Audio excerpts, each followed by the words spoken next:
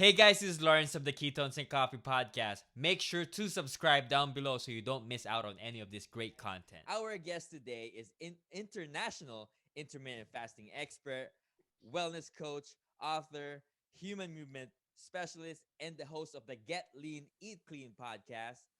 15 plus years of experience within the health and wellness space and has been leading the way in the intermittent fasting community. He is the author of the Simple Intermittent Fasting Journal and the creator of the Intermittent Fasting Certification course. I'm so excited for this. I'm here with Brian Gryn. Brian, man, welcome to the show. Wow. Thank you so much. That was the best intro I've ever gotten. Thank you, man. Thank you. No, I want to applaud you on what you've already accomplished and always observe to others. I was just looking through your story, man. From what just started as a personal journey for you, and now just helping and sharing what you've learned. Glad you're here to really talk to my listeners, man. Yeah, thanks for having me. Love your podcast. Love the name of it. I think it's cool. And yeah, I love you have a keto box too, I think, right? Yeah. Basic Yeah, Keto Box. We're here in Canada, serving across Canada. very But cool. thank you so much for that. But I want to start with this. I've been fasting uh, for almost 4 to 5 years now, and I don't think I really understood it until I truly became fat adapted last year. It's just something that always worked for my schedule, not really understanding how it works. And I think I could be speaking in behalf of some people that are going into it for weight loss too. And I'm excited that you're here to educate our listeners, and so we can clearly define what it is, what it's for, and the benefits that we could possibly obtain. Starting an intermittent fasting journey. Hopefully, we can all capture that today. But before that, I'd like for my listeners to get a sense of your journey, Brian, with fasting and how it all came about. I find on this podcast talking to people about their journeys. There's always a reason why things can resonate to us, right? Why we choose the path that we choose. This path isn't really something that you choose growing up. I don't believe so. Maybe it is, right? But I'm curious, what were the events that took place in your life that has led you to this path, Brian? Yeah. Well, it's been a few of things that have come into my life that have got me taken me down this road. I mean, I've been in health and wellness, like you mentioned, over 15 years, and I was training individuals, helping people build muscle. And I started to realize that I was sort of missing a piece of the puzzle, and that was nutrition and fasting. Now, I didn't know much about fasting, probably like yourself years ago. But a client of mine actually who had some issues, she was pre-diabetic. She actually started looking into fasting. Dr. Jason Fung, obviously, he's probably like the original doctor that got into fasting and wrote Obesity Code. And she started doing some extended fasts and was getting unbelievable results. So I was like, wow, this is amazing. I was sort of watching on the sideline, just seeing this, thinking to myself, well, if it's working for her, how many people it can really work for? And first and foremost, I wanted to try it on myself, because the only fasting I did was just through, some religious, I'm Jewish, so we fast like one day a year. But that was it. That was my experience with fasting. So I started doing it myself and sort of easing my way into it, and then realized that this is something that I could really, sort of run with and help others as well. Mm. And basically, it became something that you did, and then now it's become this thing that you do now, that helping people obviously start their own intermittent fasting journey, educating others, and in the keto space, we also see it as, we also pair it with keto and IF. It's always been that way, and not really many people really dig into what it is actually, and how it works actually. It's just always been seen as something that you could pair with a diet or a exercise that you could do, so you could maybe lessen calories in the day, maybe get rid of skip breakfast. But for the folks listening here, I want to clearly define intermittent fasting, what it is, so we can just clear the air here, because there's always been a negative, something about fasting. But if we can define it, intermittent fasting. Yeah, I mean, intermittent fasting simply abstaining from food on purpose, pretty much, you know, purposely abstaining from food for a certain period of time. And like you said, I think there could be maybe a negative connotation or even just some fear around it. People think of, I think when they sometimes when they first hear fasting, they think, oh, you're starving yourself. And as you start to learn about it and do it yourself, and the more research that you do, you realize it's far from starvation. And your body has plenty of fuel to run on its own. So yeah, that's a simplistic version of fasting. You know, I feel like you're either in a fed state or a fasted state. And like you said, I think a lot of people are doing fasting, they just don't even realize they're doing it.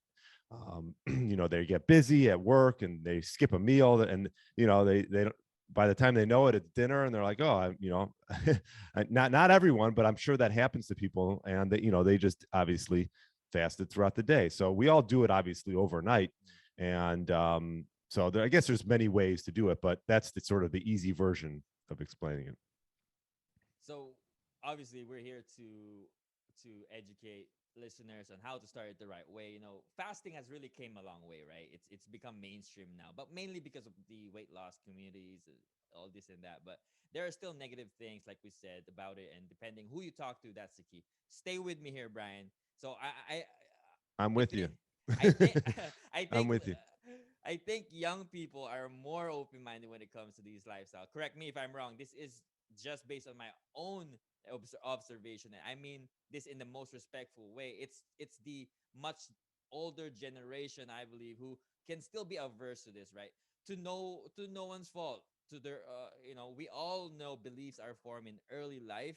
Some people believe that breakfast, or eating three times a day is the most important thing, Mhm. to keep healthy. So first of all, before we even get to how to start this, I want to address the elephant in the room. Maybe just say, how do we even help people get over the idea? This is a belief, of obviously you help middle-aged men go through this, and I want to know if you've done some work on research and on reaching these people. What is the right approach to convincing people otherwise?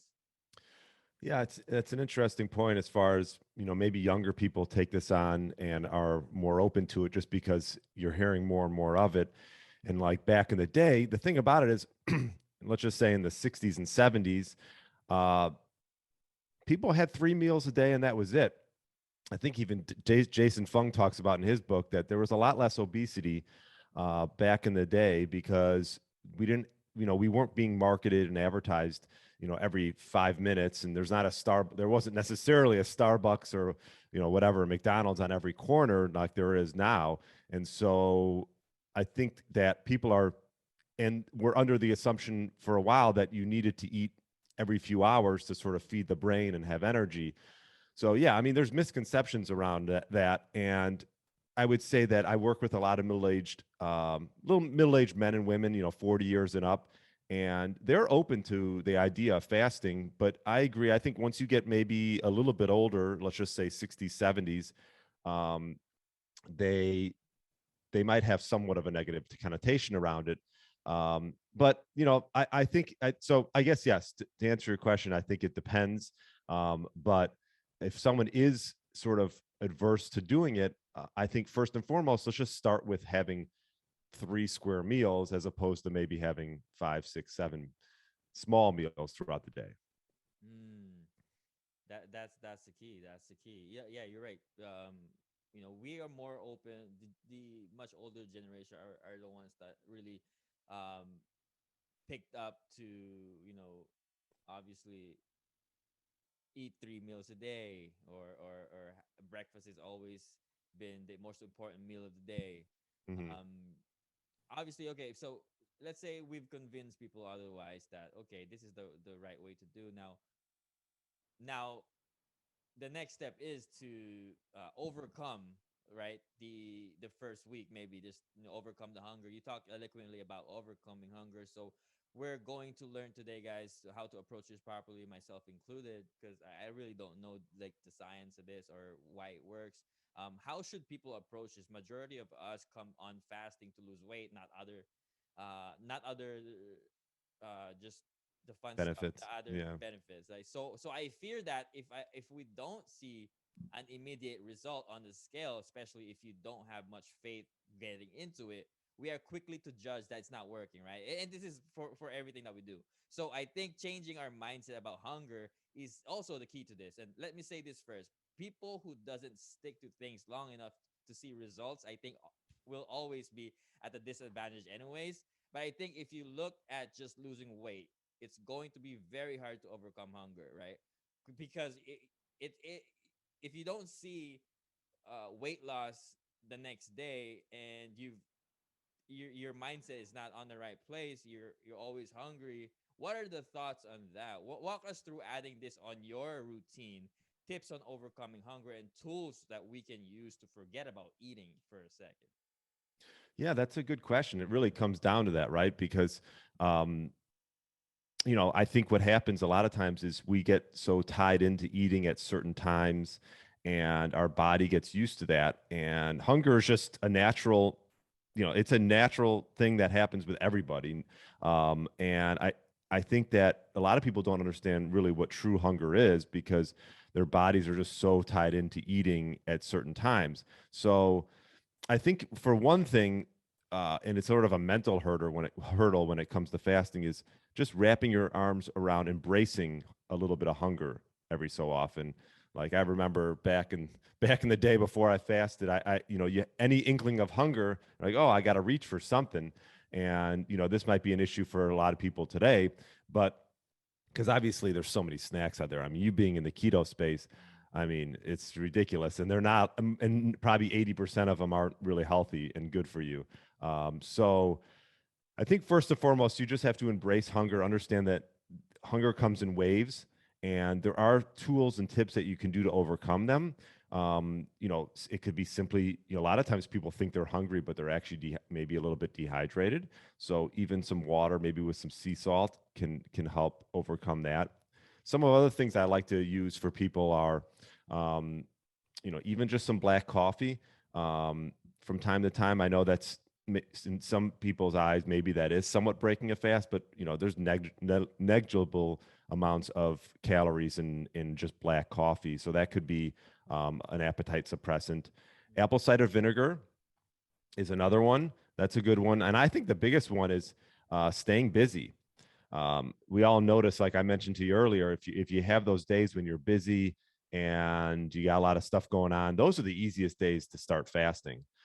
So I recommend that as well. And then also, like on your end, talking about avoiding hunger as much as cleaning up your eating, right? Like I talked to Ben Azadi. I don't know if you know Ben Azadi. He's big in the keto space. Yeah. And one of the questions was, should you? And it's always, I think, a common question. I think is, do you start with eating keto or do you start with fasting? And you could probably start either way. Ben thought that you should start with getting, like you mentioned, fat adapted. Um, it does help if you clean up your eating and then start getting into fasting. I mean, if you're eating a bunch of junk and then you try fasting, you're probably going to crash because your insulin's going to be on a roller coaster and you're just going to induce more hunger and it'll probably just be this endless cycle. So yeah, there's tips around getting around hunger and whether that's eating better or just, having some sparkling water. I love using sparkling water as something throughout the day as well. Yeah, no. Do you work with emotional eating at all, like that side of it? Yeah, the more I'm in this game, because I do one-on-one coaching, um, it is a lot of it is tied back to emotional eating. I think that's probably the case for everybody. Do I specifically? I would say no, that's not like my specialty, but the more I work with people, it is become more of just a mental thing. Yeah, and it's something that somebody talked about it. She said that it's something that we picked up when we were kids, because when we're crying, when we're kicking and crying, what do they give us? What do our parents give us? They give us a treat, Mm, candy, mhm. to soothe us. Now, we carried it to adulthood, and now when we're depressed, sad, lonely, we go for food for happiness. We associate happiness with eating. And so Mm. I think that that's a huge part of it. Work, talking to people in the keto space, the carnivore space. That's really been like the biggest thing to overcome is just emotional eating. And so I was just curious. Yeah, that's a good point. Yeah, overeating. Obviously, this could be counterproductive, right? Obviously, when you're super hungry, in the beginning, day one, right? Day two, day three, you've been thinking of food for hours, right? This is the first day. Let's just say it's the first day of me Okay. trying intermittent fasting, and obviously, I'm not used to this. My body's not used to this. I'm thinking of food, right? Finally, it hits 12 p.m. How do I contain myself and not overeat, man? Because it happens. Well, if you're just starting out with fasting, I think you want to take baby steps. You want to sort of build that fasting muscle. And I think one of those ways is easing yourself into it. Let's just say you're used to eating at 8, at noon, and at 4 or 5, which is not so bad, actually. That's not a horrible schedule. And a lot of people, if you can eliminate snacking right off the bat, I think that's a first good step to do. Once you eliminate snacking, then from there, if you're like, you know what, I want to compress my eating window even more, what you could do is just take that breakfast that you normally eat at 8 and just push it back an hour. And so then you go to 9 and you do that for a little bit and you're like, oh, that's not too bad. And then you push it to 10 and then you sort of ease your way into it. I think that's the best way to start, because then instead of just going, now some people just want to go cold turkey and they're like, oh, I'm going till noon. Okay, great. And they're fine with that. But I would say majority of people like to get eased into it, and this way they don't feel like they're going to be like ravenous and so hungry that they can't contain themselves. And so I think easing yourself into it helps with that, and just sort of taking one step at a time. I'm curious, what are the other common hurdles for people getting into it that are most common? Yeah, I mean, like you mentioned, hunger is a big one. Mm, Um, I think also too, another thing is surrounding yourself with people who will support you in this endeavor. mm, Um, you know, let's just say you wanted to start and your mom was like, oh my God, you're going to starve yourself, and sort of has this negative connotation. I think you want to surround yourself with others that are maybe doing it. I think that helps, because if you're around someone, whether a significant other or a mom or a dad, and they're always just harping on you not to do it, that doesn't make it any easier. mm. So you want to surround yourself with people that are going to support you. And so I think those are two of the biggest ones, and then just, I think, like you mentioned, people fear hunger and people fear fasting. And I think if you ease them into it, I think that will overcome a lot of obstacles. And also, it helps if your idol talks about intermittent fasting. Let's say The Rock is doing intermittent fasting. Oh, sure. Somebody that you trust, somebody that you trust. Bad example. The Rock. Hey, he might be. I'm sure he's someone's idol, right? Yeah, I know, absolutely, absolutely. And I think somebody you trust. You mentioned that Having somebody a close to coach, you. having Absolutely. having a coach, someone to sort of be there to support you, because you're gonna. And the thing about it is, with fasting is, if you're having a tough day or you're not feeling right, you don't have to like push it, right? Like fasting is flexible. It's not like this stringent thing. Oh, you have to go from this time to this time or you don't do it.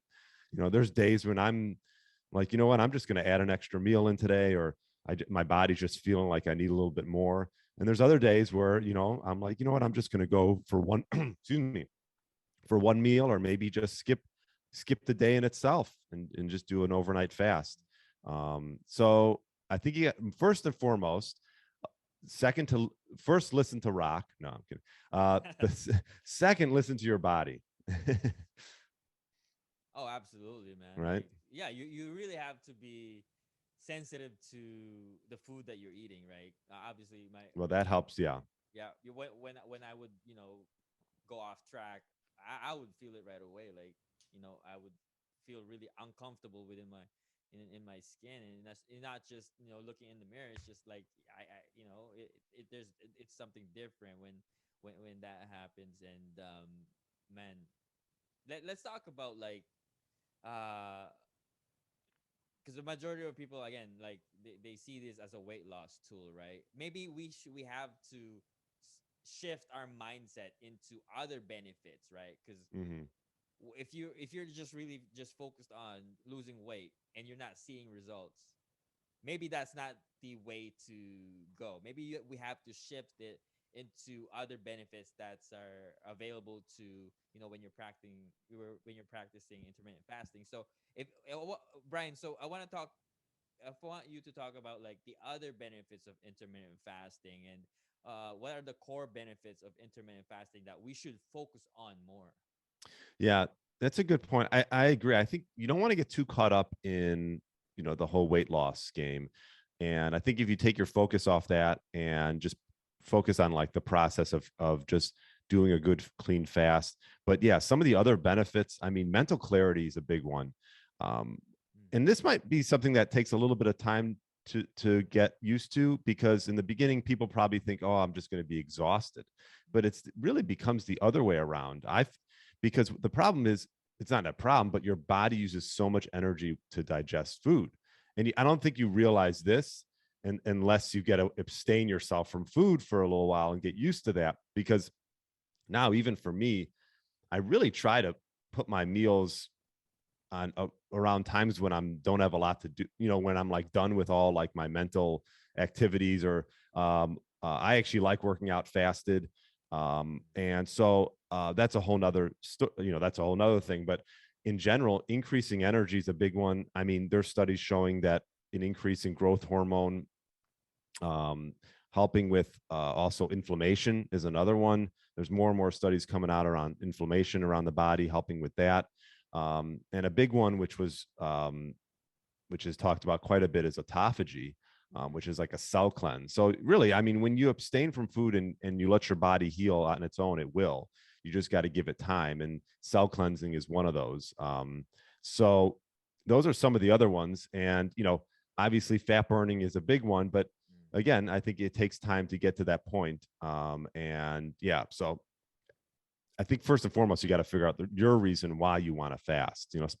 Like you mentioned, most people, I think, do it for fat loss, Mm. but they get into it long enough and they realize, God, like for me, I don't really do it for that per se now. It's more just for mental acuity throughout the But Brian, how can you possibly work out fasted?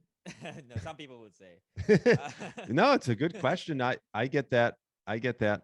Um, Yeah, I think it's something like we talked about before. I think it's something you got to just ease your way in, get used to it after a while.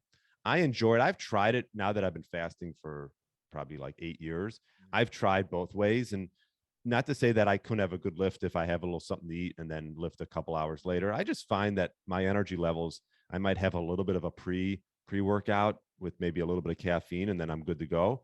But yeah, it just takes time to get adapted to that. But once you do, and it's also, and Ben and I talked about this a little bit, is it's easier to get into fat burning mode if you work out in a fasted state as well. Yeah, like I said, when I started intermittent fasting, I really think about it as a weight loss tool in the beginning, and so it always works for me because in the morning I would be so busy, and it's just it, and not realizing I'm more productive in the morning because I'm intermittent fasting, right? Right. I did not link it to intermittent fasting back then, but just in hindsight, looking back, it was the one thing that I changed in my life. Mm, That's why I've always been so productive in the morning. And so, um, right. And it being saves yeah, time, saves money. I mean, think about it. I mean, if you eliminate a meal over time, that's some compounding, interest over time for sure. so Brian, I want to know, when you were starting this journey, when you were finding out ways um, to be more productive. Obviously you're a personal trainer, and then you've got into nutrition, started dabbling into that, and you found intermittent fasting. I want to know, like, when did you realize that you want to focus on this subject, and what made you uh, go into the subject more, and why intermittent fasting? Yeah, it's a good question. I think because when I was working with individuals, there was just a missing piece to the puzzle that wasn't that they weren't getting the results they wanted. I'm a big proponent of resistance training. I mean, building muscle obviously increases insulin sensitivity, and it's probably one of the biggest links to longevity is having muscle mass. But a lot of times what I noticed, especially because I'm 41, probably a lot older than you. My clients, as they got older, it was tougher and tougher to get the results that they wanted. So it's definitely it's a huge component. I mean, it's probably 75%. Whether what you're eating and when you're eating, that component is so huge.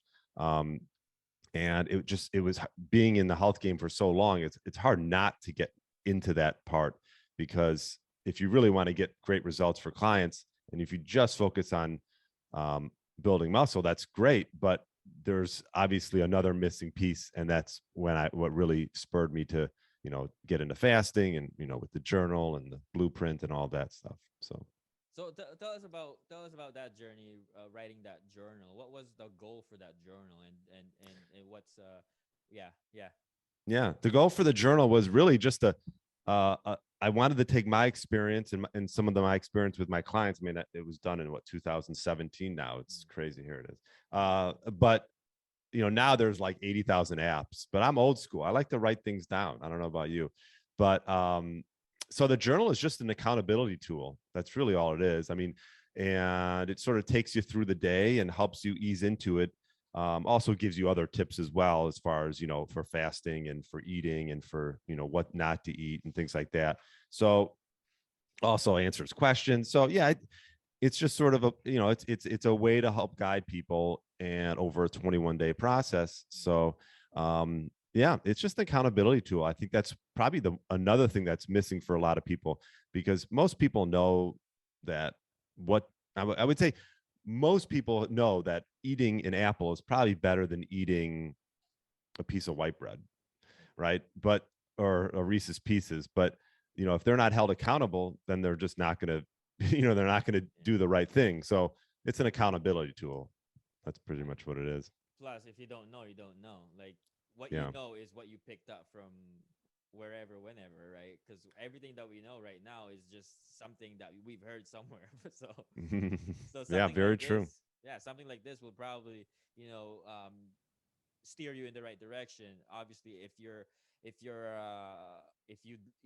are already in the intermittent fasting journey, then obviously you want to be able to be guided. And if you're are you doing it right, are you doing it wrong, like some of the things that you may be, you know uh you could tweak to make it a little bit better, right? So, man, love it.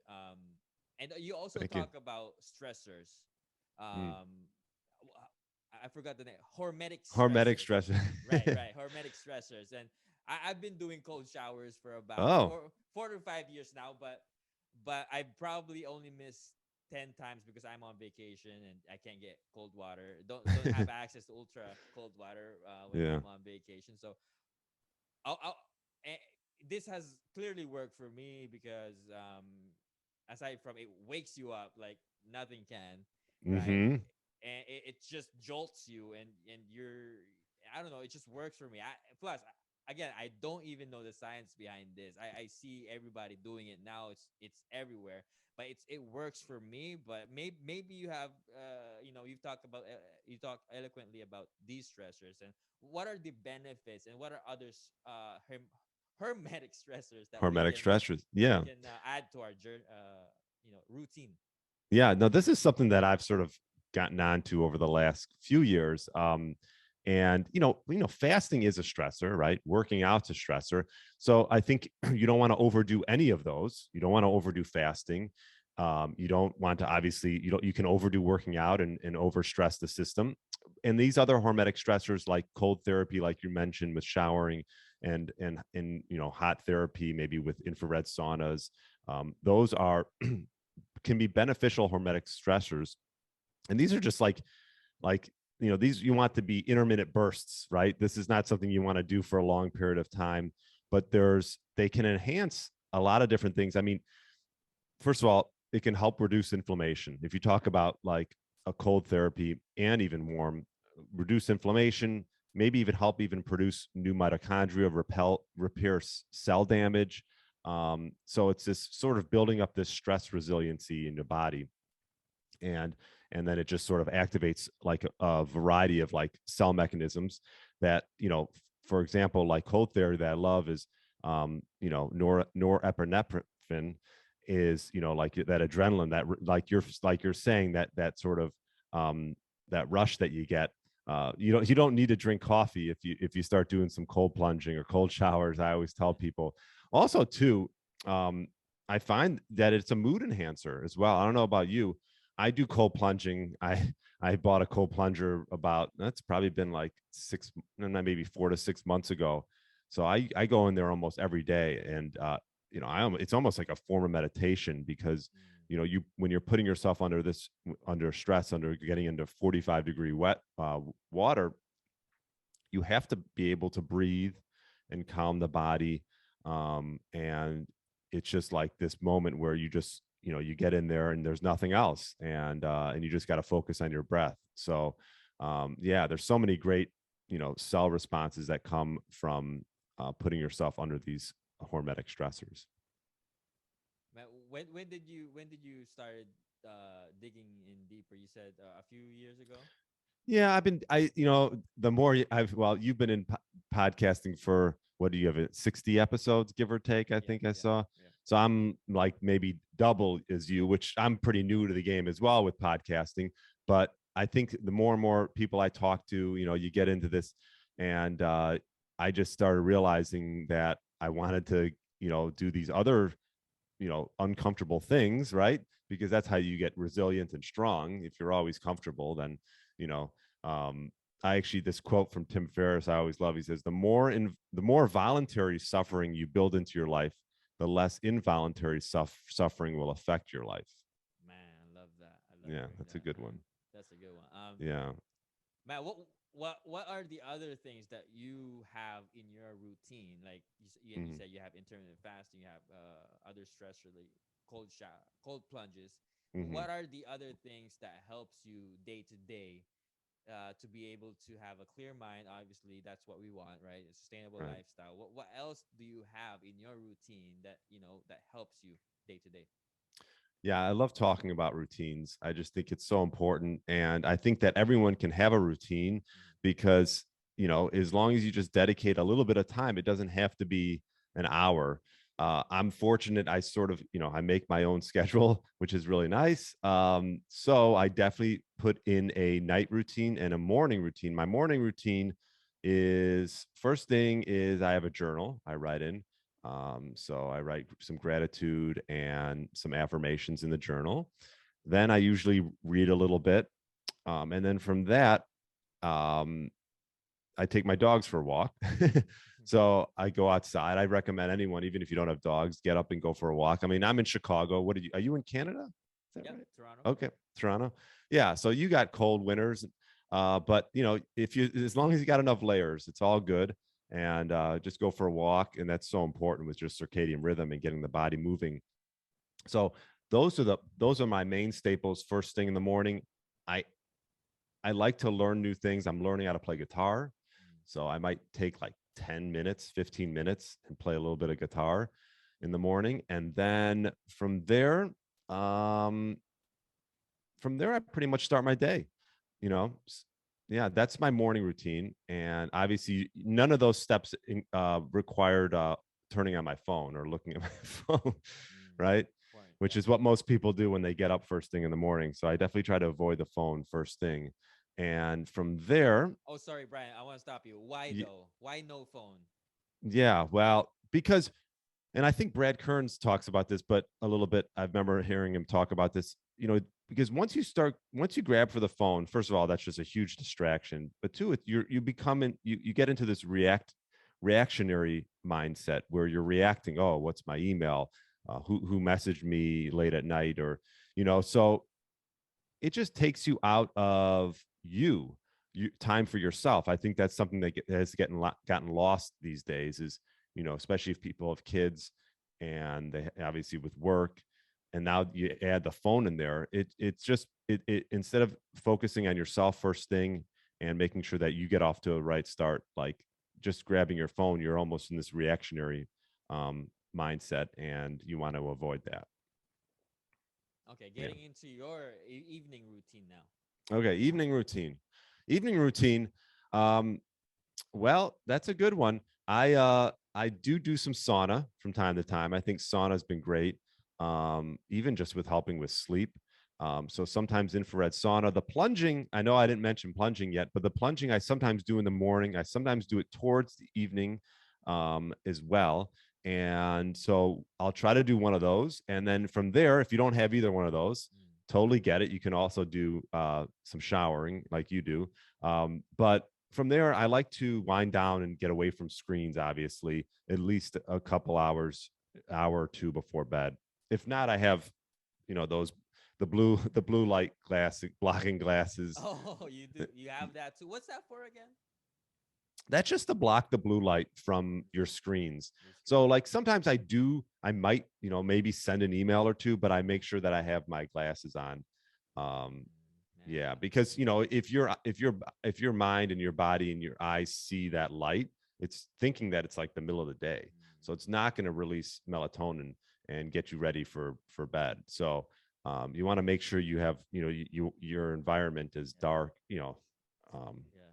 yeah, Small things like that I think helps with sleep too. And I recently just started like have getting away from my screens and just I recently added breathing exercises from Wim Hof, and it really worked for me. yeah, I really recommend everything that you said here to everybody, because it's important to have your own routine in the morning, at night, because sometimes you don't want to be aimlessly swiping and scrolling, and yeah, those things really are a distraction, and it could really uh set you off for other things that you don't want to be doing. But yeah, having a first of all, just taking control of your day, taking control of your life, right? With hmm control your day, control your life, control today, control right now is really important. And having that control, having a routine is part of all of that. And man, I love that routine that you have going. And anything else that you want to add, Oh, Brian? well, as far as routine, no. I mean, like I said, try to eliminate blue light, and then um, I like to read before bed, and then also too a little bit of meditation from time to time, even if it's just like 10 minutes before bed. It's sort of signals the body that what was done in the day is in the past. There's nothing you can change, and you're just going to focus on the present, and it sort of gets you into a good mindset for bed. So I like, if you're not big into meditation, even 5-10 minutes before bed is a good place to start. And everybody who has is somebody in this world have some type of routine going, right? And if you're a highly productive Good or person. bad. so, some of it can be bad, but yes, hopefully it's a good routine. Oh yeah. Okay, thank you for clearing that up.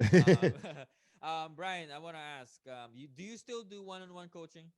You I still do? do. Yeah, yeah, thank you. I do. It's something actually I've been focusing a little bit more on. And I created what's called like my fat burner blueprint program. And so that's one-on-one, and that's 6 months. And, I just, guide people through a lot of the things that we've talked about today. Okay, guide me through my first week. Let's say, for example, first of all, what are the common theme that you've seen hmm people have, or reasons why they would come to you for help? Yeah. The main the main recurring theme, and we talked a little bit about it today, is being held accountable and becoming consistent. I mean, that is really a missing piece for a lot of people, and a lot of these people like our 40 plus year old. And so I do take them through a process. I can just give you that real quick if you want me to just tell you that. Yeah, But yeah. it's like a 6-step process. It only takes an hour to explain. No, I'm kidding. I Briefly. briefly, here we go. So first, we create clarity. So we want to just get really honed in on where you're at right now. Where we got to set a baseline. So full baseline assessment. Once we have that, we take them into and we find out what are those low hanging fruits. Like I call it, my small changes, big results master plan. Like, what are these small little low hanging fruits that we can do right off the bat to make the biggest impact on your health? So that's the first thing we look at. And usually it's 1 to 3 habits that will make those biggest impact on the individual's health. Once we start getting some wins, it's all about getting small wins. Then we look into upgrading whatever activity they're doing, and maybe really focus on muscle building. We know that's so key for longevity, and as you get older, it's even more important just to avoid like sarcopenia and things like that, muscle loss. So activity upgrade is step 3. Then we get into sleep.